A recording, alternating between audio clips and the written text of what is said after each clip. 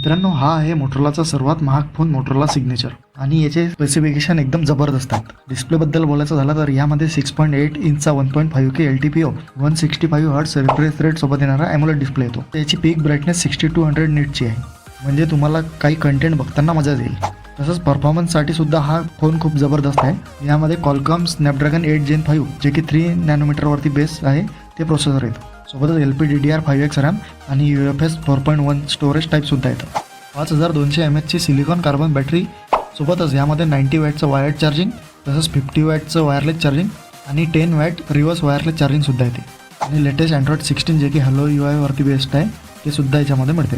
आणि सर्वात best part म्हणजे याचा कॅमेरा. यामध्ये ट्रिपल कॅमेरा सेटअप येतो. 50 मेगापिक्सलचा मेन, 50 मेगापिक्सलचा अल्ट्रावाईड आणि 50 मेगापिक्सलचा 3x पेरिस्कोप टेलिफोटोसुद्धा येतो. फ्रंट साईडला 50 मेगापिक्सलचा सेल्फी कॅमेरासुद्धा येतो. आणि DxO मार्कनुसार हा टॉप 6 रँकवरती आहे. याच्या प्राईसबद्दल बोलायचं झालं तर 12 GB प्लस 256 GB वाला स्टोरेज व्हेरियंट तुम्हाला 59,999 पासून स्टार्ट होईल. तर या फ्लॅगशिप किंमतमध्ये तुम्ही एक मोटोरोलाचा फोन घेणार का? कमेंट्समध्ये नक्की सांगा.